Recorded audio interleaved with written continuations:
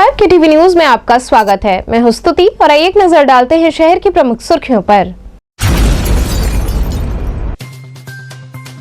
महिला उत्पीड़न के मामले की रोकथाम के संदर्भ में महिला आयोग की उपाध्यक्ष ने की बैठक।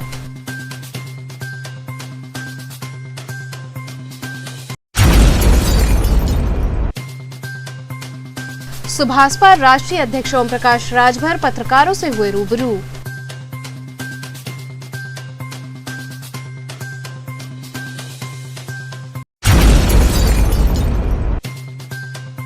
पूर्वांचल महिला व्यापार मंडल की सविता सिंह पत्रकारों से हुई मुखातिब।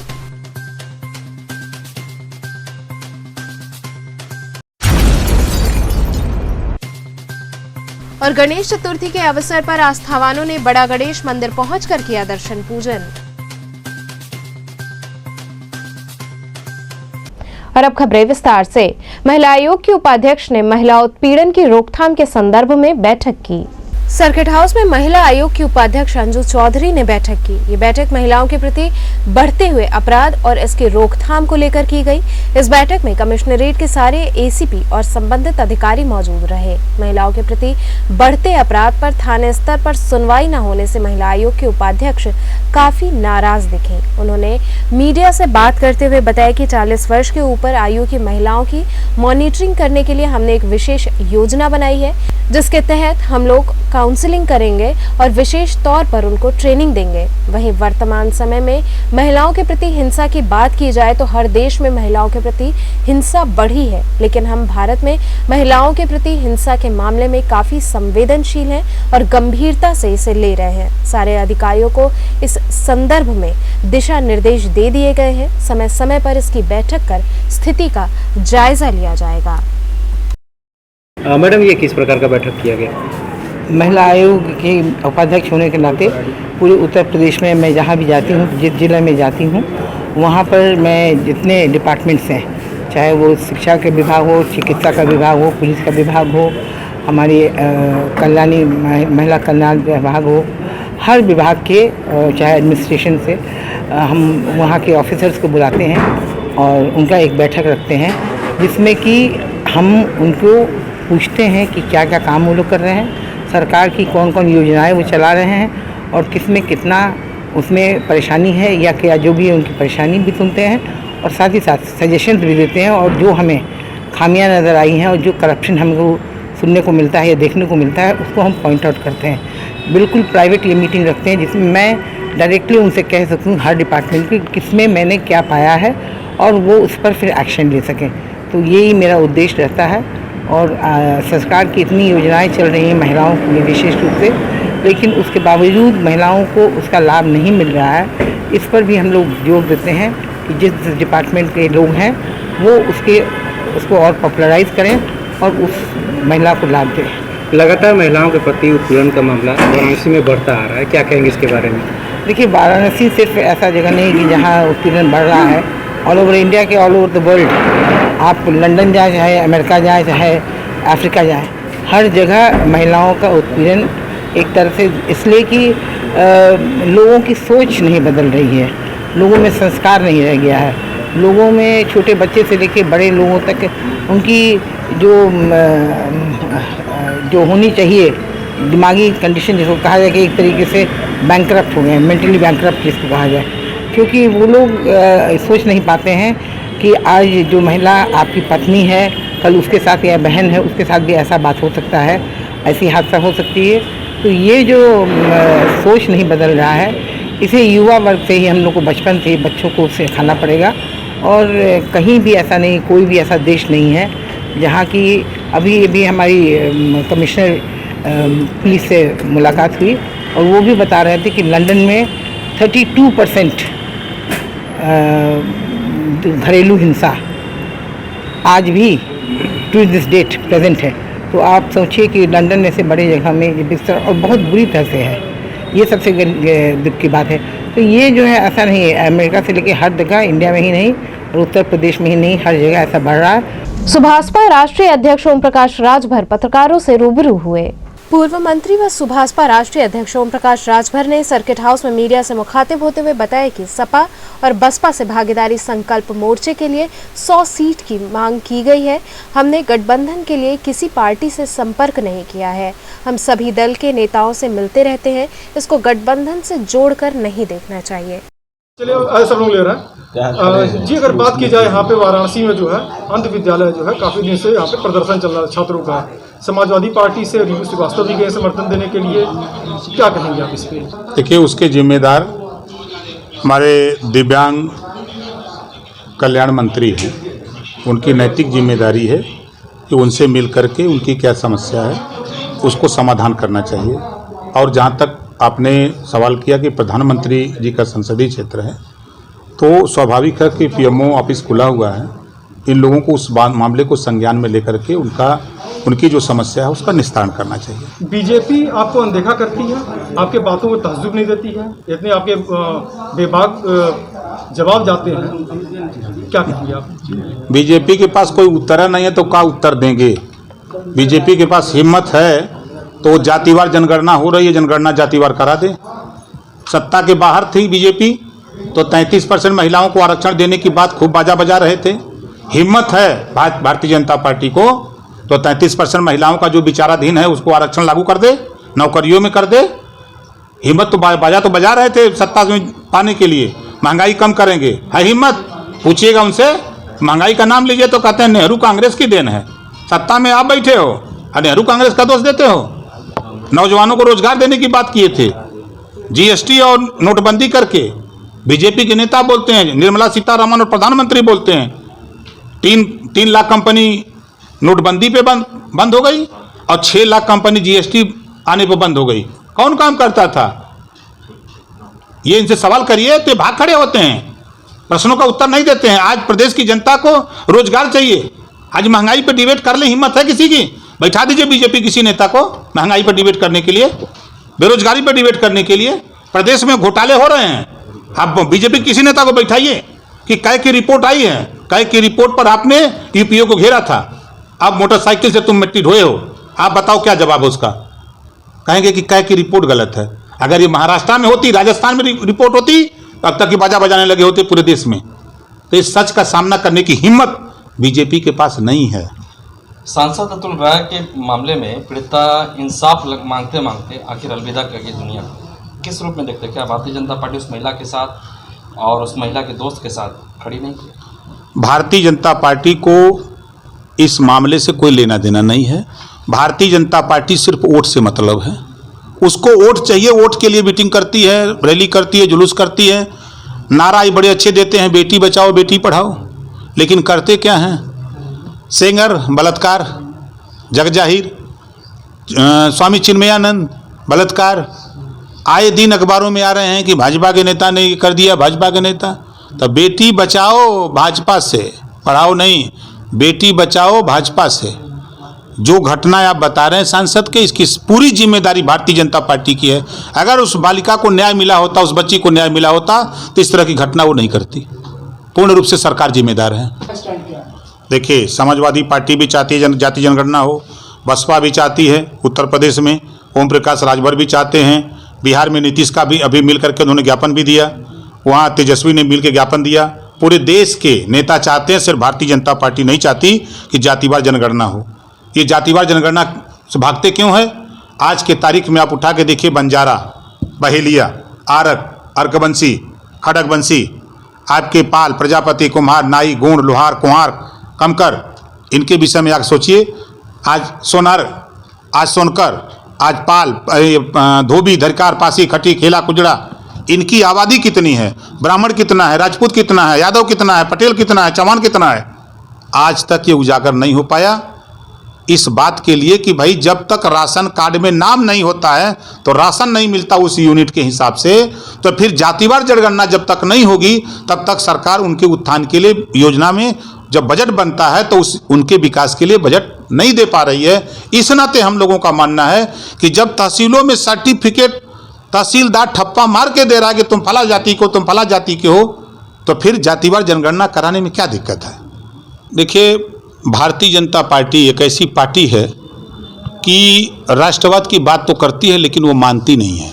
अभी 15 अगस्त को मैंने देखा कि भारतीय जनता पार्टी के कई नेता उल्टे झंडा टंगा दिए, फहरा दिए। कई नेता ऐसे मिले भारतीय जनता पार्टी के जो भारतीय जनता पार्टी का झंडा ऊपर और राष्ट्रीय ध्वज नीचे। ये भारतीय जनता पार्टी को कोई असर नहीं है। इनको राष्ट्र से प्रेम नहीं है, इनसे दौलत से प्रेम है। जब बेच बेच करके रुपया खाली कमा रहे हैं गुजराती सब।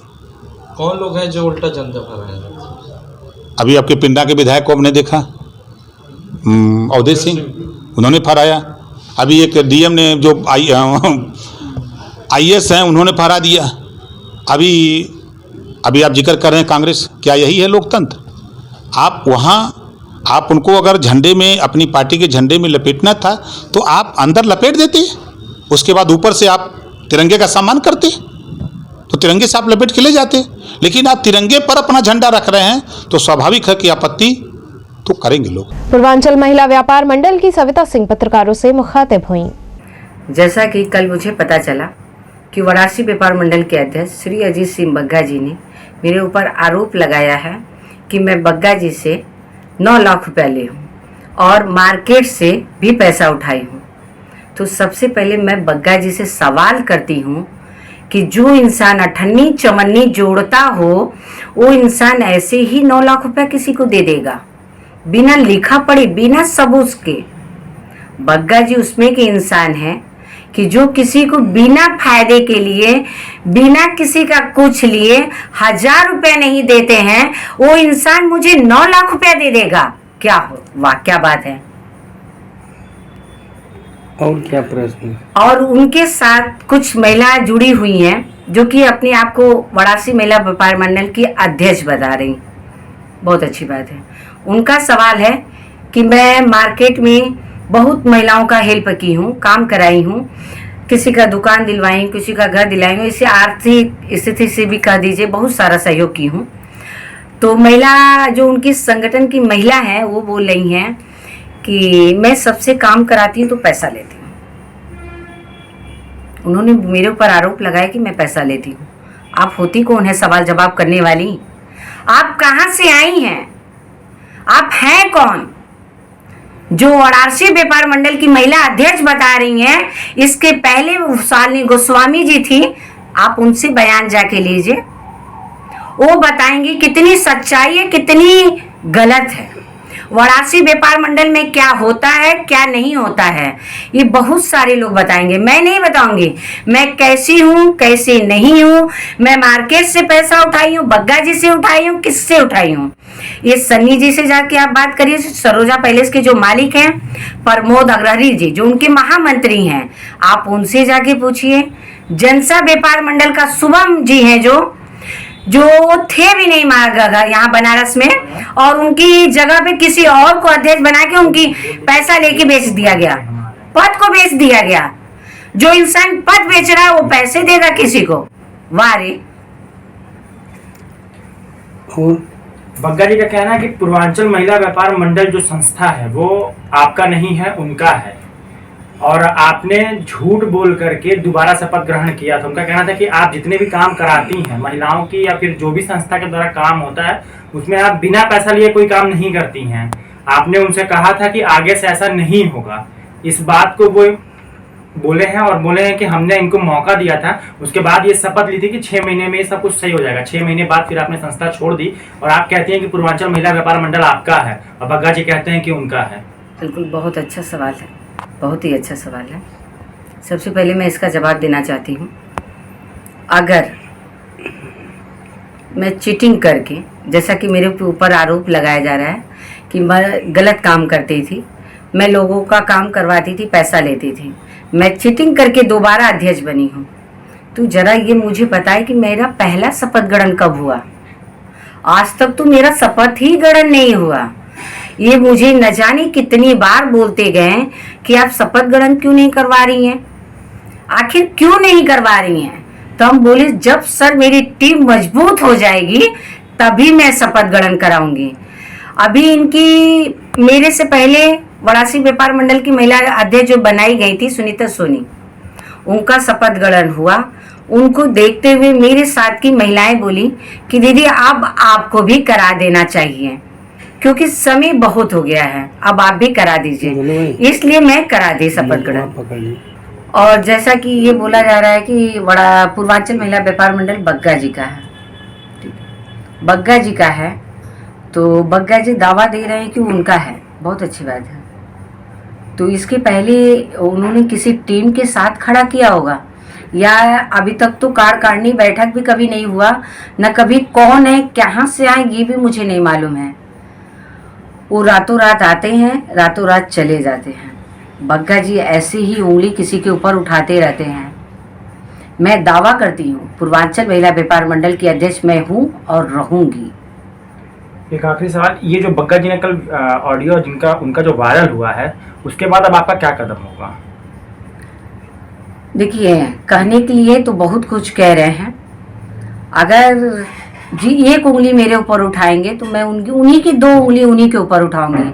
मेरा यही मैसेज मैं देना चाहती हूँ आप ही लोगों के माध्यम से कि वाराणसी व्यापार मंडल के अध्यक्ष श्री अजीत सिंह बग्गा जी सुधर जाइए, सुधर जाइए, नहीं तो आप ही का जवाब आप ही पे वार पड़ जाएगा, फिर आप कहीं बचेंगे नहीं। अभी जवाब चालू हुआ है, जवाब की सिलसिला होगी ना तो आप कहीं के बचेंगे। आपकी अध्यक्ष की कुर्सी चली जाएगी, तुरंत जाएगी। आप जो ये सिलसिला बना के रखे हुए हैं कि जब मन करता है तब किसी को बैठा देंगे, जब मन करता है किसी को इस्तीफा दे देंगे, खाली करवा देंगे, निस्तार्थित कर देंगे, क्या बना के रखे हैं आप? वाराणसी व्यापार मंडल का संगठन चलाते हैं या धंधा करते हैं? उससे लोगों से पैसा लेके बेचते रहते हैं और आप बोलते हैं कि हम किसी को निकाले या रखे। जो कुछ हूं मैं ही हूं, आपके खिलाफ कोई बोलने वाला नहीं होगा। ये गलत है। आप जितना मनमानी करना था कर लिया, अब नहीं चलेगी आपकी मनमानी। अब तो मैं नहीं चलने दूंगी। अगर आप मेरे पे 1 उंगली उठाएंगे, मैं आप ही की 200 उंगली आप पे उठवा दूंगी। मेरे पास सबूत है सारे। मैं ये काम नहीं करती हूँ कि अपनी तरफ से आज तक जितनी बाइट दी हूँ अपनी बाइट दी हूँ। मैं आपकी तरह काम नहीं कर रही हूँ कि किसी को खड़ा करा के आपको सवाल जवाब करना है। आप आइए मेरे सामने सवाल जवाब करिए। अगर आप सही है तो आइए सामना करिए मेरा, छुप के वार मत करिए। महिलाओं को पकड़ के वार करना बंद करिए। हर जगह ये काम करते हैं आप। प्रशासन के यहाँ जाना होता है वहां भी महिलाओं को आगे खड़ा कर देते हैं। अगर आपको धरना देना है वहां भी आड़ में कर देते हैं, सामने लाके खड़ा कर देते हैं। ये कब बंद होगा आपका? बग्गा जी मैं आपसे पूछती हूँ, ये कब बंद करेंगे? अगर आप सही हैं, आप इतने अच्छे कार्य करते हैं, इतने सालों से अध्यक्ष बने हुए हैं, तो आप आइए ना मेरा सामना करिए ना। मैं बोल रही हूँ, आइए मेरे सामने बोलिए। आप मीडिया भाई के सामने आप रखिए मेरी बात। आप आमने सामने आइए, मुकाबला करिए। मैं मुकाबला करने के लिए तैयार हूँ। गणेश चतुर्थी पर्व पर आस्थावानों ने बड़ा गणेश मंदिर पहुंचकर दर्शन पूजन किया। भादो मास की गणेश चौथ के पावन अवसर पर लोहटिया स्थित बड़ा गणेश मंदिर में पुत्र रत्न की प्राप्ति व परिवार की सुख समृद्धि की कामना के साथ भोर से ही श्रद्धालु महिला व पुरुष बाबा का दर्शन पूजन करने पहुंचे। हाथों में लड्डू, मोदक, माला, फूल लेकर बाबा के जय घोष के बीच भक्तों ने बाबा के दिव्य स्वरूप का दर्शन किया। इस दौरान पूरा मंदिर प्रांगण भगवान गणेश के जयकारों से गुंजायमान रहा। वहीं लोहटिया क्षेत्र में मेले जैसा माहौल रहा। जगह जगह माला, फूल, मिष्ठान, व्रत के सामान, बच्चों के खेल खिलौने की दुकानें सजी रहीं। वहीं सोशल डिस्टेंसिंग के पालन के साथ लोगों को दर्शन पूजन मंदिर परिवार द्वारा कराया गया। सैनिटाइजर व मास्क की भी व्यवस्था की गई थी। मंदिर के महंत दीपक दुबे ने बताया कि आज का दर्शन बहुत महत्वपूर्ण है। आज के दर्शन पूजन से बाबा प्रसन्न होकर जो भी मुरादें होती हैं वो पूर्ण करते हैं। आज संकष्टी गणेश चतुर्थी है जो भादो महीने में अंधरिया पाक में पड़ती है। और आज के दिन महिलाएं सुबह से व्रत रह के श्री गणेश जी महाराज का दर्शन पूजन करके शाम को चंद्रोदय के समय बाबा को अर्घ देके पूजा पाठ करके फलाहार ग्रहण करती हैं और व्रत का पारायण करती हैं। और आज के व्रत की ये मान्यता है कि आज का व्रत करने से पुत्र की प्राप्ति, पति की दीर्घायु, और जिसको पुत्र न हो उसको पुत्र होता है और घर में सुख शांति, समृद्धि, ऐश्वर्य आदि सब गणेश जी की कृपा से प्राप्त होती है। आज ये बड़ा गणेश मंदिर में सुबह से 5 बजे से बराबर महिलाएं और पुरुष दर्शन कर रहे हैं। भीड़ बना हुआ है, कोरोना गाइडलाइन भी फॉलो हो रही है। लोग यहाँ आ रहे हैं, बाबा का दर्शन करके जा रहे हैं। ये रात्रि 11 से 12 बजे तक ये दर्शन चलेगा। प्रवक्ता आज बाबा गणेश का दर्शन पूजन करने आई है, आज क्या है? आज गणेश चतुर्थी है, जो कि माघ मास में चतुर्थी के दिन मनाया जाता है। आज का दिन बहुत महत्वपूर्ण होता है। आज महिलाएं जो है निर्जला व्रत रखती हैं, शाम को चंद्र को अर्घ देके पारण करती हैं। तो क्या ये मांगती हैं महिलाएं आज बाबा से? ये व्रत बहुत ही महत्वपूर्ण है। आज सभी महिलाएं अपने पुत्र के लिए, लंबी आयु के लिए, उनके समृद्धि के लिए, उनके सौभाग्य के लिए व्रत रखा जाता है, निर्जला व्रत। शहीद विशाल पांडे की प्रतिमा लगवाने सहित अन्य मुद्दों के संदर्भ में शहीद के पिता संग कांग्रेस जनों ने कमिश्नर से मुलाकात की। जम्मू कश्मीर के बडगाम जिले में शहीद हुए काशी के लाल विशाल पांडे के शहीद होने के 2.5 वर्ष बीत गए, लेकिन सरकार का वादा आज तक पूरा नहीं हुआ। इसी प्रकरण के संदर्भ में महानगर कांग्रेस कमेटी व युवा कांग्रेस जनों के प्रतिनिधि मंडल ने शहीद के पिता विजय शंकर पांडे के साथ मंडलायुक्त से मुलाकात की। शहीद विशाल पांडे के पिता विजय शंकर पांडे ने कहा कि शहीद विशाल पांडे के अंतिम दर्शन के समय सांस्कृतिक संकुल में मंत्री नीलकंठ तिवारी व मंत्री अनिल राजभर ने मौके पर कहा था कि सांस्कृतिक संकुल में विशाल पांडे जी की प्रतिमा लगेगी। जिस गली में आवास है वहां मुख्य द्वार बनेगा, वह गली का नाम शहीद के नाम पर रखा जाएगा। लेकिन आज 2.5 वर्ष बीत गया और सरकार कोई सुध नहीं ले रही है। महानगर अध्यक्ष राघवेंद्र चौबे ने कहा कि प्रधानमंत्री जी के संसदीय क्षेत्र में सरकार का वादा आज तक वादा तक ही सीमित है। कांग्रेस जनों ने अपनी मांग रखते हुए कहा कि 15 दिनों के अंदर इस प्रकरण को संज्ञान में लिया जाए और इसे निस्तारित किया जाए। अगर सरकार द्वारा यह कार्य नहीं हो पा रहा है तो सांस्कृतिक संकुल में एक जगह आवंटित किया जाए। हम कांग्रेस जन शहीद के सम्मान व काशी के लाल जिसने अपने प्राण देश को समर्पित कर दिए, उनके स्मृति में काशी वासियों से अंशदान क्षमतानुसार एकत्रित करके शहीद विशाल पांडे की प्रतिमा लगाएंगे व मुख्य द्वार बनवाएंगे। वहीं अगर निस्तारण नहीं हुआ तो हम कांग्रेस जन शहीद के परिजनों संग जन आंदोलन के लिए बाध्य होंगे। इस दौरान शैलेंद्र सिंह, मनीष चौबे, ओम प्रकाश ओझा, मनीष मुरोलिया आदि लोग उपस्थित रहे।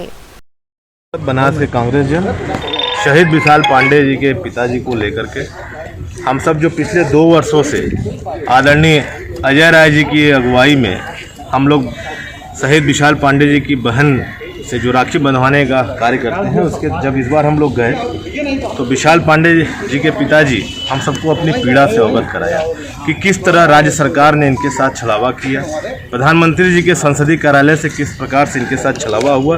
वो सब देखिए, रोहनिया में इनका जो पैतृक निवास है वहाँ पे ऑफिशियल ट्विटर से योगी जी के ट्वीट किया गया कि उस मार्ग का नाम और मार्ग को दुरुस्त कर दिया गया है, मार्ग का नाम शहीद विशाल पांडे जी के नाम पे रख दिया गया है। तमाम वादे वहाँ 2 मंत्री आदरणीय नीलकंठ तिवारी जी, आदरणीय ओम प्रकाश, हमारे ये सब लोग, अनिल राजभर जी, ये लोग गए और वहाँ पे घोषणाएं की कि सांस्कृतिक संकुल में उनकी प्रतिमा लगेगी।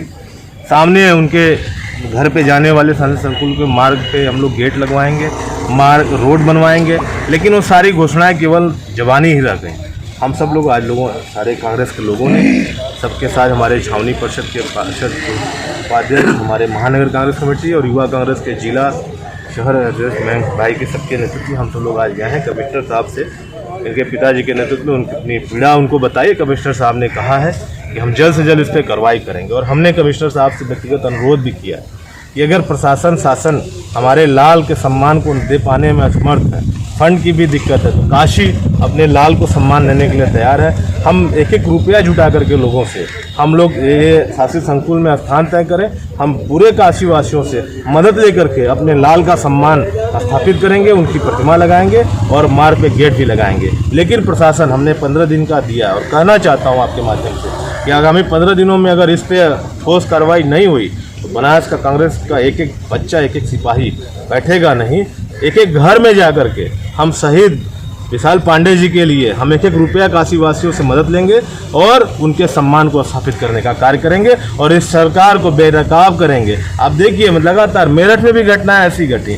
शहीदों एक केवल 100 पे आते हैं और लंबी लंबी बातें करके वहाँ पे श्रेय लेकर के ताली बजवा के चले जाते हैं, लेकिन जब करना पड़ता है तो कलेजा फटने लगता है। तो इनको हम एक्सपोज भी करेंगे। हम इनको 15 दिन का समय दे रहे हैं। अगर 15 दिनों के अंदर काशी के लाल के साथ सम्मानजनक चित्र प्रशासन नहीं करता है तो हम वहाँ पे आंदोलन भी करेंगे और लोगों की मदद लेकर के हम काशी का गौरव भी वापस करेंगे। सर, आज कमिश्नर साहब से मिलना हुआ आपका, क्या कुछ बातें आपने रखी, क्या समस्याएं थी? जो भी शहीद हो गए थे एयर स्ट्राइक के दौरान 27 फरवरी 2019 को बड़गाम में शहीद हो गए थे और जितने पाकिस्तान के फाइटर आए थे सबको खदेड़ करके अभी अपने श्रीनगर एयरबेस को वापस लौट रहे थे पूरा मिशन कंप्लीट करके। उसी समय भूलवश जो है मिसाइल इनके हेलीकॉप्टर MI-17 पे गिरा, जिसमें ये बड़गाम में क्रैश हो गया, उसी में शहीद हो गए।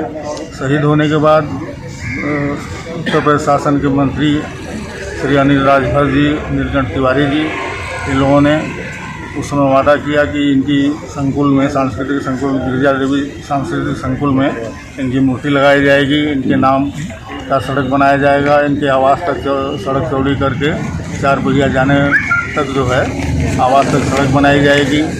उसके बाद गेट लगाया जाएगा, लेकिन अभी तक कोई पूरा नहीं हुआ कार्य। इसीलिए आज जो है कमिश्नर साहब से हम मिले और अपना जो है कांग्रेस के प्रतिनिधियों के साथ मिले जो है जी, और अपना हमने आवेदन किया। क्या कहा कमिश्नर साहब? कमिश्नर साहब ने आश्वासन दिया कि पूर्ण होगा और उनकी बातों से लगा कि जो है इसके लिए गंभीर हैं और पूर्ण कराएंगे।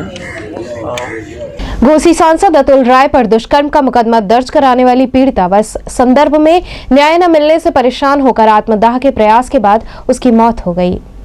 घोसी सांसद अतुल राय पर लंका थाने में दुष्कर्म का मुकदमा दर्ज कराने वाली बलिया की पीड़िता ने न्याय न मिलने से क्षुब्ध होकर बीते 16 अगस्त को सुप्रीम कोर्ट के पास अपने मित्र सत्यम प्रकाश राय के साथ आत्मदाह का प्रयास किया था। घटना में बुरी तरह जले युवक ने 21 अगस्त को दम तोड़ दिया, जबकि अब पीड़िता की भी मौत हो गई है। आत्मदाह से पहले युवती ने अपने सहयोगी के साथ फेसबुक लाइव किया था और अतुल राय सहित कई दिग्गज प्रशासनिक अधिकारियों पर उत्पीड़न और आत्मदाह को मजबूर करने का आरोप लगाया था। पीड़िता की मदद के नाम पर अतुल राय संपर्क में आया था जब वह यूपी कॉलेज से स्नातक की पढ़ाई के दौरान छात्र संघ चुनाव में महामंत्री पद पर उतरी थी। पीड़िता का दोस्त सत्यम भी छात्र नेता था। पीड़िता के पिता का निधन हो चुका था। उस दौरान अतुल राय ने हर तरह की मदद का आश्वासन दिया। इसके बाद पीड़िता से संपर्क में रहने लगा। पीड़िता की ओर से दर्ज कराए मुकदमे के मुताबिक साल 2018 में अतुल राय ने उसे चितईपुर स्थित अपने फ्लैट पर बुलाया और ये बताया कि उसकी पत्नी भी साथ में है। वो पहुंची तो अतुल राय अकेले था। उसके साथ दुराचार किया और वीडियो भी बना लिया। ब्लैकमेल कर उसके साथ दुराचार करता रहा, जिससे तंग आकर उसने 1 मई 2019 को लंका थाने में मुकदमा दर्ज करा दिया। वहीं युवती की मौत की जानकारी होते ही उनके पैतृक गांव में मातम पसर गया है। वहीं पीड़िता के परिजनों ने मौत के लिए अतुल राय को जिम्मेदार ठहराया है। उन्होंने आरोप लगाया कि बार बार अतुल राय के लोग यहां घर पर आकर परिवार वालों को धमकी देते हैं। यहाँ रुकेंगे एक छोटे से ब्रेक के लिए। आप बने रहिए KTV के साथ।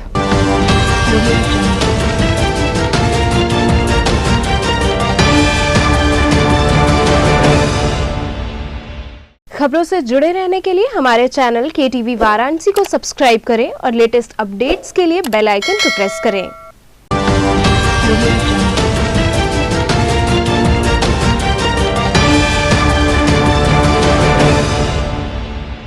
ब्रेक के बाद आपका स्वागत है। उत्तर प्रदेश माध्यमिक शिक्षक संघ ने अपनी मांगों के समर्थन में निरीक्षक कार्यालय पर धरना दिया।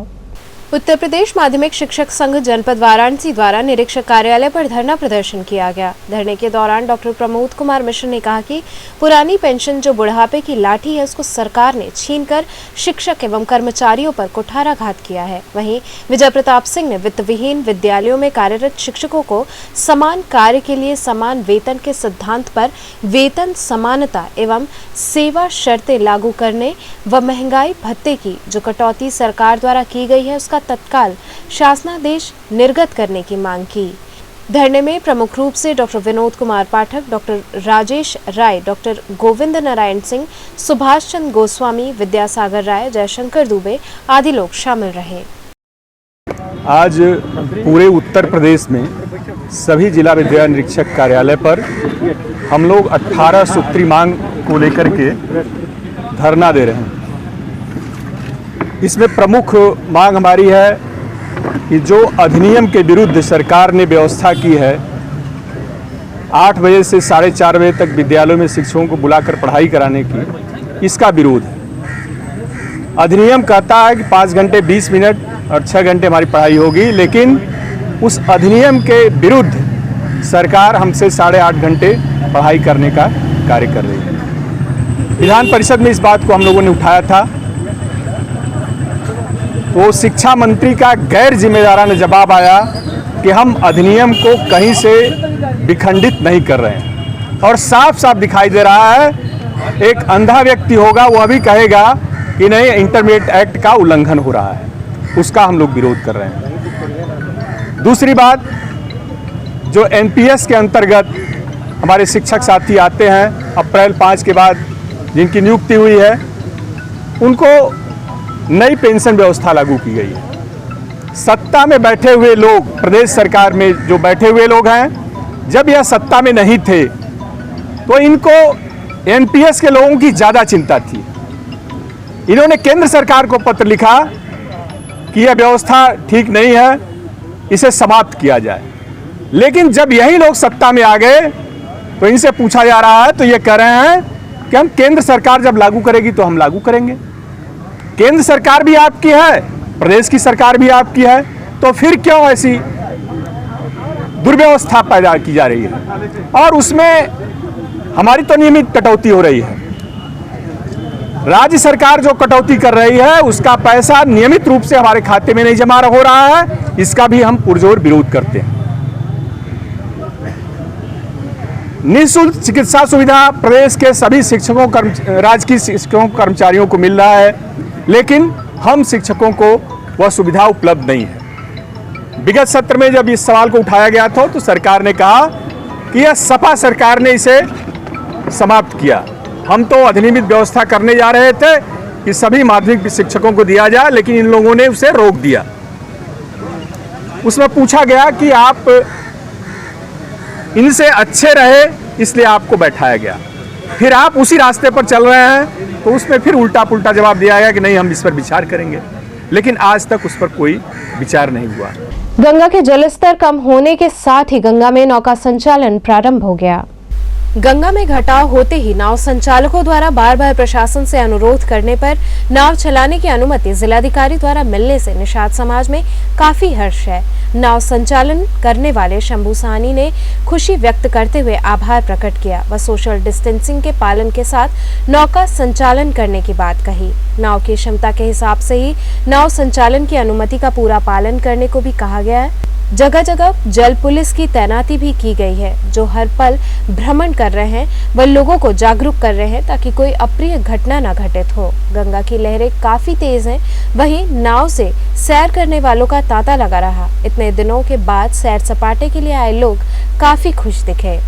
वहीं गंगा में बढ़ाव के कारण घाट किनारे बिजली काट दी गई थी। पानी कम होने के बावजूद अभी तक बिजली आपूर्ति नहीं की जा रही है, जिससे लोगों को दिक्कतों का सामना करना पड़ रहा है। वहीं विश्व प्रसिद्ध गंगा आरती भी अंधेरे में ही संपन्न कराई जा रही है।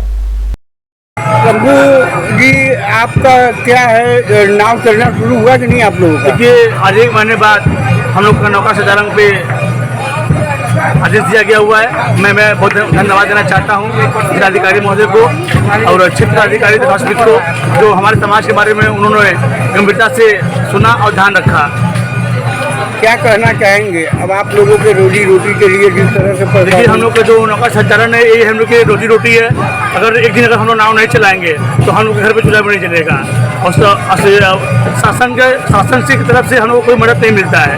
अगर नौका हम लोग चलाते हैं तभी कहीं कमा के ले जाके और परिवार का भरण पोषण करते हैं। तो अब तो आपको संचालन का मौका मिल गया, नौका चलाने का मौका हम लोग को मिल गया है, मगर सुरक्षा को देखते हुए नाव पर लाइफ जैकेट, लाइफ बॉय और क्षमता से अधिक सवारी हम लोग नाव बैठा के अपने सवारी को भ्रमण कराएंगे। तो कोरोना काल को देखते हुए किस तरह से गाइडलाइन का पालन कर रहे हैं आप लोग? क्योंकि इसमें कोरोना काल तो बहुत कम हो गया है, मगर जो यात्री हमारे नाव में बैठेंगे हम लगातार उनको सचेत करते रहेंगे कि मास्क लगा के बैठे और सोशल डिस्टेंसिंग का पालन करें और सुरक्षा को देखते हुए हम लोग अपनी नाव चलाएंगे। पूर्वांचल विद्युत वितरण निगम कार्यालय पर 8 सूत्री मांगों के समर्थन में कार्य बहिष्कार कर धरना प्रदर्शन किया गया। पूर्वांचल विद्युत वितरण निगम कार्यालय पर 8 सूत्री मांगों को लेकर विद्युत मजदूर संगठन एवं विद्युत संविदा मजदूर संगठन उत्तर प्रदेश द्वारा नियमित एवं संविदा के लंबित समस्याओं का निदान नहीं किए जाने को लेकर कार्य बहिष्कार कर प्रदर्शन किया। विद्युत मजदूर संगठन के पूर्वांचल संयोजक वेद प्रकाश राय ने बताया कि विद्युत मजदूर संगठन एवं विद्युत संविदा मजदूर संगठन के संयुक्त तत्वाधान में 8 सूत्री मांगों को लेकर धरना प्रदर्शन करते हुए हम कार्य बहिष्कार कर रहे हैं। उन्होंने जल्द समस्याओं के समाधान की मांग की।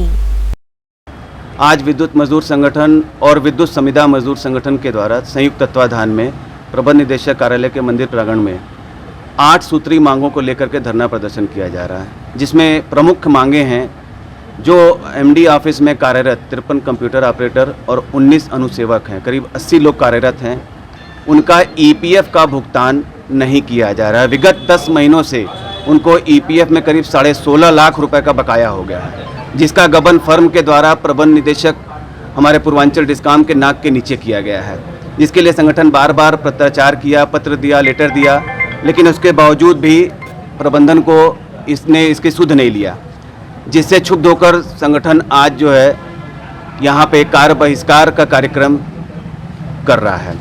इसके अलावा हमारी जो अन्य मांगे हैं, जिसमें कि संविदा कर्मचारी जो कार्यरत हैं तमाम पावर हाउसेस पे, उपकेंद्रों पे कार्यरत हैं, उनको जबकि चेयरमैन के द्वारा हमारे आदरणीय अध्यक्ष के द्वारा ये आदेश है कि प्रबंध निदेशक के निर्देश के बिना कोई भी कर्मचारी हटाया नहीं जाएगा, लेकिन इसके बावजूद भी तमाम संविदा कर्मचारियों को अपने निस्वार्थ के लिए लोग हटा दे रहे हैं। जैसे कि 8वें डिवीजन में यहाँ पे है हमारे अष्टम डिवीजन है नगरीय विद्युत वितरण खंड, वहाँ पे हमारे 2 पदाधिकारियों को आज 6 महीने से हटाए गए हैं, वेतन नहीं दिया जा रहा है। उसके लिए बार बार हम मांगों को उठा रहे हैं। इसके अलावा खलीलाबाद, गोरखपुर, तमाम पूर्वांचल में ऐसे जगह हैं जहाँ पर कि कम वेतन दिया जा रहा है। तर हम लोग लगातार पत्रक डिस्कॉम में एमडी महोदय को बराबर देते चले आ रहे हैं, मगर इस पर कोई हम लोगों को सुनवाई नहीं हो रहा है। जैसे कि हर फर्मों के द्वारा ईपीएफ का घोटाला कर दिया जा रहा है। आज भी हमारे यहाँ कंप्यूटर ऑपरेटर जो किसी डिस्कॉम में है, एमडी साहब के नाक के नीचे 16.5 लाख का गबन कर दिया गया है। आज हमारे कंप्यूटर भाई आज इसी धरना हड़ताल पर बैठे हैं। इसी तरह तमाम प्रकार की दिक्कतें संविदा कर्मियों के साथ हो रहा है, जिसका कोई हमारे एमडी महोदय ने संज्ञान में नहीं ले रहे हैं। आए दिन किसी न किसी को हटा दिया जा रहा है, किसी का शोषण कर दिया जा रहा है। जैसे कि अभी हमारे पूर्व के वक्ता बताए हैं, 8वें डिवीजन अष्टम डिवीजन कज्जाकपुरा में हमारे 2 संविदा भाइयों को 6 महीने से निकाल दिया गया, कोविन काल में निकाल दिया गया और इनसे कार्य लिया जा रहा है। एक्सीएम महोदय का कहना है इससे काम लेते रहो, इसको वेतन नहीं देना है। यही सब समस्याएं हैं, इसीलिए हम लोग धरना पर बैठे हैं। आप कार्यकर्ताओं ने जिला मुख्यालय पर अनोखा विरोध प्रदर्शन किया। विधानसभा चुनाव के मद्देनजर जहां सभी पार्टियों ने कमर कस ली है, वहीं लगातार आम आदमी पार्टी का विरोध प्रदर्शन देखने को मिल रहा है। इसी क्रम में आम आदमी पार्टी के कार्यकर्ताओं ने एक अनोखा विरोध प्रदर्शन किया। वहीं जिला अध्यक्ष कैलाश पटेल के नेतृत्व में आम आदमी पार्टी के कार्यकर्ताओं ने कचहरी जिला मुख्यालय पहुंचकर मटका फोड़कर विरोध प्रदर्शन किया। इसके साथ ही भारी संख्या में कार्यकर्ताओं ने योगी सरकार के विरोध में नारे लगाए। इस दौरान विरोध प्रदर्शन के संबंध में बात करते हुए प्रदेश प्रवक्ता मुकेश सिंह ने कहा कि उत्तर प्रदेश में जल जीवन मिशन के अंतर्गत हर घर में पानी पहुंचाने हेतु पाइप सप्लाई के कार्य रश्मि मटेरियल नामक कंपनी को दिया गया है। इस कंपनी का नाम भ्रष्टाचार में लिप्त रहने का इतिहास रहा है। केंद्रीय आर्थिक सूचना ब्यूरो ने अपनी जांच में पाया था कि कंपनी फर्जी निवेश तथा फर्जी सेल कंपनियां बनाने में भी लिप्त है। वहीं उन्होंने कहा कि देश के 8 राज्यों तथा सेना के द्वारा इस कंपनी को भ्रष्टाचार एवं निम्न गुणवत्ता के कारण ब्लैक लिस्टेड किया गया है। इसके बावजूद सरकार द्वारा ऐसे कंपनी को कार्य की जिम्मेदारी दी जा रही है। कैलाश जी, आज ये किस प्रकार का मटका फोड़ा गया? और आज मटका फोड़ करके हमने उत्तर प्रदेश के द्वारा हमारे घरों तक पानी पहुंचाए जाने वाले योजना के तहत जो भ्रष्टाचार किया गया है, जल जीवन मिशन के तहत हमारी केंद्र सरकार ने प्रत्येक प्रांतों को 120 करोड़ रुपए का अनुदान दिया ताकि हर घरों तक पेयजल की व्यवस्था हो सके। हमारे उत्तर प्रदेश भाजपा योगी सरकार के करीबी मंत्री महेंद्र सिंह जी द्वारा जो जल शक्ति मिशन के मंत्री हैं, इनके और इनके अधिकारियों के द्वारा मिलकर के जो भ्रष्टाचार किया गया, उसी के खिलाफ आज हम विरोध प्रदर्शन करके महामहिम राष्ट्रपति राज्यपाल महोदया को संबोधित ज्ञापन जिलाधिकारी वाराणसी के माध्यम से भेजने आए हैं। हमारे कहने का आशय ये है, बट हम बता रहे हैं, हाँ उस पर भी उसी पर हम आ रहे हैं। हम मटका इसलिए फोड़ रहे हैं कि जो हमारा ही पैसा हमारे ही पेयजल के लिए, व्यवस्था के लिए, घरों तक पेयजल पहुंचाने के लिए किया गया, आज हम ये सूखा मटका फोड़ करके ये प्रदर्शित कर रहे हैं कि हमारे घरों तक पानी नहीं पहुंच रहा है, और ये आर्थिक भ्रष्टाचार करके हमारे घरों तक पानी पहुंचाने में खुद सरकार बाधा बन रही है, लूट रही है, आर्थिक भ्रष्टाचार कर रही है। उदाहरण मैं देना चाहता हूँ, रश्मि मेटेलिक्स कंपनी जो पहले से चिन्हित है, हमारी सेना ने चिन्हित किया है, हमारे पंजाब, बंगाल 8 प्रांतों ने उसे रिजेक्ट किया है। ये घटिया निर्माण करती है, पाइप निर्माण करती है, घटिया पाइप सेल करती है। इसके बावजूद भी और भी आरोप है कि वो सेल बनाते भी हैं। इस तरह के कई आरोप से वो घिरे हुए हैं। जब चिन्हित है तो फिर हमारी सरकार, हमारे इस जल शक्ति के मंत्री जी ने उन्हें ही ये काम क्यों सौंपा? निश्चित रूप से मैं दावे के साथ कह रहा हूँ, 1 घन मीटर अगर मिट्टी खोदनी है तो हमारे किसी भी विभाग के मानक तय हैं कि 100 रुपये में प्रति घन मिट्टी खोदी जाएगी, लेकिन इस योजना में 150 रुपये, 200 रुपये प्रति घन मिट्टी का अगर दिखाया गया, दाम 1500 रुपये पाइप का है तो 2500 दिखाया गया, तो निश्चित रूप से हमारे घरों तक पानी पहुंचाने को रोकने की साजिश इस उत्तर प्रदेश सरकार की है, योगी जी सरकार की है, इनके मंत्री महेंद्र सिंह जी की है। इसी पर हम आपत्ति और करने आए हैं। रोड में मटका फोड़ के गंदगी कर दिया, क्या उसको भी साफ करेंगे? बिल्कुल बिल्कुल, हम वो लोग हैं। आपने अभी देखा, हमने मटका फोड़ा, विरोध दर्ज किया, हमारे अपने साथियों से हमने आह्वान किया कि साथी ये घड़े के टुकड़े हम स्वयं हटाएंगे, और हमारे साथियों ने हटा दिया है। आपके सामने हम गलत संदेश देना ही नहीं चाहते। चेतगंज थाने की पुलिस ने एक अभियुक्त को गांजे के साथ गिरफ्तार कर लिया। थाना चेतगंज पुलिस ने एनडीपीएस के वांछित अपराधी को गिरफ्तार कर लिया, जिसके पास से अवैध गांजा बरामद किया गया है। अपराधी से पूछताछ के दौरान उसने बताया कि वो घूम कर अवैध गांजा बेचता है। वहीं पुलिस ने बताया कि चेकिंग के दौरान पुलिस को देखकर अभियुक्त हड़बड़ाकर वहां से भागने का प्रयास करने लगा, तभी पुलिस ने उसे गिरफ्तार कर लिया। सपा यूथ ब्रिगेड की सर्किट हाउस में बैठक आहूत हुई। समाजवादी यूथ ब्रिगेड की ओर से प्रदेश सचिव देव बोस के नेतृत्व में सर्किट हाउस में बैठक का आयोजन किया गया। साथ ही बैठक में प्रदेश सचिव ने बताया कि राष्ट्रीय अध्यक्ष अखिलेश यादव के आह्वान पर हम लोगों द्वारा प्रारंभिक यानी बूथ स्तर पर तैयारियां शुरू कर दी गई हैं। आगामी 2022 के विधानसभा चुनाव को देखते हुए ये काफी महत्वपूर्ण है और लगातार हमारी ये बैठक जारी है। वहीं साइकिल रैली के बारे में उन्होंने बताया कि जिस प्रकार से वर्तमान समय में पेट्रोल और डीजल के दाम बढ़े हैं, उसको देखते हुए आम जनता पेट्रोल या डीजल गाड़ी का भार संभालने में असमर्थ दिख रही है। आगामी 2022 के विधानसभा चुनाव में साइकिल यानी समाजवादी पार्टी की ही सरकार बनने जा रही है। हम समाजवादी हैं, साइकिल से चलते हैं, साइकिल ही हमारी पहचान है। जी, आज किस प्रकार का यहाँ पे बैठक चल रहा है? आज जैसा कि समाजवादी पार्टी के राष्ट्रीय अध्यक्ष आदरणीय श्री अखिलेश यादव जी, चुनाव का 6 महीना बाकी है। 6 महीने को लेकर उनकी लगातार बूथ की समीक्षा बैठक चल रही है कि बूथ पे किस तरह समाजवादी पार्टी का यूथ मजबूत रहे और पोलिंग स्टेशन से एक एक वोटरों को निकाल कर पोलिंग बूथ तक ले जाकर वोट डलाने का काम करे। उसको लेकर समाजवादी पार्टी के राष्ट्रीय अध्यक्ष जी ने एक बहुत ही अनुभवी लोगों की टीम के साथ एक रणनीति बनाई है बूथ पे काम करने की, कि बूथ पे किस तरह से युवा काम कर कर समाजवादी पार्टी की पूर्व सरकार की जो लाभकारी योजनाएं थी, जिस तरह से उनके योजनाएं लॉकडाउन और कोविड के समय काम आई, Samajwadi ambulance, Samajwadi laptop, online classes में काम आए, तमाम उनकी योजनाएं काम आई, उन सब चीजों के संदेश को बूथ और वार्ड ब्लॉक लेवल तक किस तरह से समाजवादी पार्टी का यूथ ले जाए, उसको लेकर एक समीक्षा बनाई गई है, रिपोर्ट बनाई गई है। उसी को लेकर बनारस आज भेजा गया है और बनारस के जो युवा फ्रंटल है यूथ ब्रिगेड, उसकी आज बैठक है। उस बैठक में इस चीजों को साझा कर कर बताया जाएगा कि यूथ पर किस तरह से समाजवादी पार्टी अपनी जीत सुनिश्चित करे। क्या कुछ खास है इस बैठक में?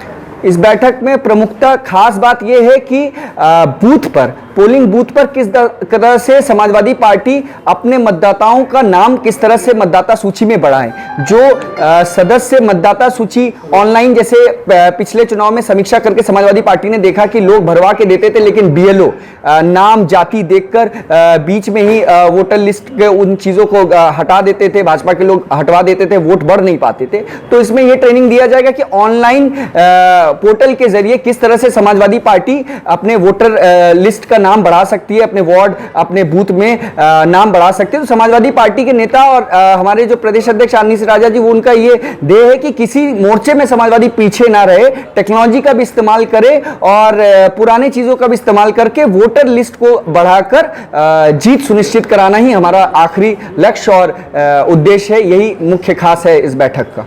कल समाजवादी पार्टी साइकिल रैली निकाली, इस पे आप क्या कहते हैं? समाजवादी पार्टी के राष्ट्रीय अध्यक्ष जी का यह आदेश आया है कि जो समाजवादी पार्टी के विकास कार्य कराए गए हैं, जिस तरह से बनारस में वरुणा कॉरिडोर का है और तमाम विकास कार्य समाजवादी पार्टी की सरकार में बनारस में हुए, तो उनका ध्येय और उद्देश्य है, उन्होंने आदेश किया पूरे युवा फ्रंटलों को कि जो समाजवादी पार्टी के विकास कार्य, उन विकास कार्यों से लेकर दूसरे विकास कार्य तक और दूसरे कार्य से लेकर तीसरे कार्य तक एक साइकिल यात्रा कर ये संदेश जनपद में और लोगों तक देने का काम करे कि समाजवादी पार्टी सिर्फ और सिर्फ विकास की राजनीति करती है। डीएवी पीजी कॉलेज में श्रद्धांजलि सभा व वृक्षारोपण कार्यक्रम का आयोजन किया गया। समाज के शोषित, वांछित और पिछड़ों के लिए संघर्ष करने वाले, साथ ही सामाजिक न्याय की लड़ाई को निर्णायक मुकाम तक पहुंचाने वाले योद्धा स्वर्गीय पीएन सिंह यादव की 17वीं पुण्यतिथि के अवसर पर श्रद्धांजलि सभा एवं पौधरोपण कार्यक्रम का आयोजन डीएवी पीजी कॉलेज व डीएवी इंटर कॉलेज के संयुक्त तत्वाधान में किया गया। वहीं आयोजित सभा में उपस्थित डॉक्टर सत्यदेव सिंह ने कहा कि स्वर्गीय पीएन सिंह यादव ने कभी अपने परिवार के विषय में न सोचकर सदैव दलितों, पिछड़ों को बराबरी का अधिकार दिलाने के लिए संघर्षरत रहे। साथ ही डीएवी इंटर कॉलेज के प्रधानाचार्य डॉक्टर दयाशंकर मिश्र ने कहा कि वे दलितों, पिछड़ों और गरीबों के मसीहा के रूप में विख्यात थे। इस अवसर पर डीएवी पीजी कॉलेज एवं इंटर कॉलेज के क्रीड़ा प्रांगण में पौधरोपण कार्यक्रम आयोजित हुआ, जिसमें कई पौधे लगाए गए। इस मौके पर हरिवंश सिंह, डॉक्टर लल्लन जायसवाल, चंद्रजीत यादव सहित अन्य लोग मौजूद रहे। अजय जी, आज किसकी पुण्यतिथि मनाई जा रही है, क्या संदेश दे रहे हैं आप? सामाजिक न्याय के पुरोधा मेरे पिताश्री स्वर्गीय पीएन सिंह यादव जी की आज पुण्यतिथि 17वीं पुण्यतिथि है। इसी अवसर पर महाविद्यालय, दोनों महाविद्यालय पीजी कॉलेज के और डीएवी इंटर कॉलेज के माननीय अध्यापकगण, सारे कर्मचारीगण मिल करके उनकी स्मृति में उनके किए गए कार्यों को, जो उन्होंने समाज के लिए, कॉलेज के लिए किया है, जो योगदान था, उसको याद करते हुए आगे किस तरह से उनकी जो एक सोच थी सामाजिक न्याय, जिसके लिए आजीवन वो संघर्ष करते रह गए और एक बीड़ा उन्होंने उठाया था समाज के जो दबे पिछड़े तबके के लोग हैं, उनकी लड़ाई वो जारी रखेंगे आजीवन। उसको कैसे हम लोग आगे बढ़ाएं, कैसे महाविद्यालय का, इंटर कॉलेज का कैसे विकास हो, उनके सपनों को कैसे पूरा किया जाए, इसी अवसर पे हम सारे लोग एकत्रित हैं। तो क्या क्या कार्यक्रम कर रहे हैं आज आप? उनसे जुड़े समाज के काफ़ी गणमान्य लोग आज उपस्थित हैं हाल में कॉलेज के। ये लोग अपने उनके स्मृतियों के बारे में विचार व्यक्त करेंगे और इसके उपरांत कॉलेज परिसर में वृक्षारोपण का भी प्रोग्राम है। 39 जीटीसी व गंगा मित्र के द्वारा पौधरोपण कार्यक्रम आयोजित हुआ। सुसवाही जंगमपुर में 39 जीटीसी एवं गंगा मित्र के संयुक्त तत्वाधान में वृक्षारोपण कार्यक्रम का आयोजन किया गया, जिसका उद्देश्य लोगों को जागरूक करना, साथ ही ऑक्सीजन की उपलब्धता बरकरार रखना है। इस दौरान सुसवाही ग्राम के प्रधान प्रतिनिधि गुड्डू पटेल ने बताया कि बीएचयू में स्थित प्राइमरी पाठशाला में 39 जीटीसी एवं गंगा मित्रों के सहयोग से वृक्षारोपण कार्यक्रम आयोजित कर ज्यादा से ज्यादा वृक्ष लगाने के लिए लोगों को जागरूक किया गया है। आज हमारे प्राथमिक विद्यालय सुसवाही का जो जंगमपुर बीएचयू के अंदर है, वहाँ पर पौधारोपण का कार्यक्रम किया जा रहा है, जिसमें हमारे सेना के जवान 39 जीटीसी के जवान और गंगा मित्र के जो हमारे सर हैं शेखर सर और जो उनकी पूरी टीम है, सबको मैं बहुत बहुत धन्यवाद देना चाहता हूँ। और अपने आर्मी के लोगों का भी मैं बहुत बहुत धन्यवाद देना चाहता हूँ कि आज हम भी कार्यक्रम हमारे यहाँ हमारे प्राथमिक विद्यालय पे कर रहे हैं। और आप जैसा कि जानते हैं कि आज कुछ दिन पहले हम लोग जिस महामारी से ऑक्सीजन से कितने लोगों ने अपनी जान गंवाई है, और हम लोग जहाँ खड़े हैं BHU कैंपस में, जब आप बाहर से आइए तो यहाँ का तापमान 2 सेंटीग्रेड आपका कम मिलेगा। तो हम लोग ये संदेश देना चाहते हैं और मैं बधाई देना चाहता हूँ कि जिस प्रकार से आज ये कार्यक्रम हो रहा है, मैं सारे लोगों को बधाई देना चाहता हूँ। और मैं यही कहूँगा कि पेड़ लगाना, सबको जिम्मेदारी के साथ पेड़ लगाना चाहिए, और पेड़ लगाने के साथ साथ उसकी देखभाल करना चाहिए ताकि वो बचे। और पेड़ है तो हम हैं, बिना पेड़ के ज़िंदगी और जीवन संभव नहीं है। इसलिए मैं सभी लोगों से निवेदन करूंगा कि वो अपने ग्राम सभा की तरफ से कि सारे लोग पेड़ लगाएं, बढ़ चढ़ के पेड़ लगाएं, ताकि हमारा जीवन सुरक्षित रहे, पर्यावरण की रक्षा हो। जय हिंद, जय भारत। इको स्किल गंगा मित्र की ट्रेनिंग लेने के बाद हमारी पूरी टीम 3 वर्षों से लगातार काम कर रही है, जैसे कि पौधारोपण, जल संरक्षण और वो स्वच्छता अभियान हम लोग 3 साल से कर रहे हैं। पूरी टीम मिलके हम लोग साथ में काम करते हैं। वही आज हम लोग प्राथमिक विद्यालय जंगमपुर में पौधारोपण के लिए आए हैं। यहाँ पे हमारे आर्मी के 39 GTC के सर लोग हैं, हमारे संस्था के संस्थापक C शेखर सर हैं, और हमारे टीम लीडर हमारे सब गंगा मित्र हैं। यहाँ पे हम लोग कम से कम आज 50 पेड़ लगाएंगे। तो चलते चलते पुनः एक नजर डालते हैं शहर की प्रमुख सुर्खियों पर। महिला उत्पीड़न के मामले की रोकथाम के संदर्भ में महिला आयोग की उपाध्यक्ष ने की बैठक।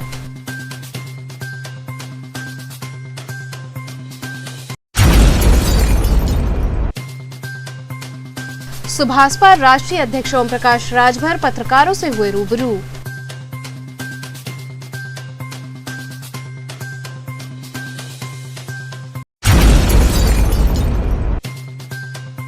पूर्वांचल महिला व्यापार मंडल की सविता सिंह पत्रकारों से हुई मुखातिब।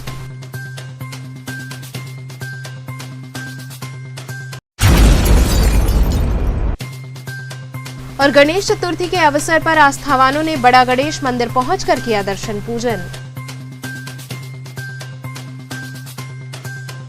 ये थे आज के समाचार। कल फिर होगी मुलाकात, तब तक के लिए नमस्कार।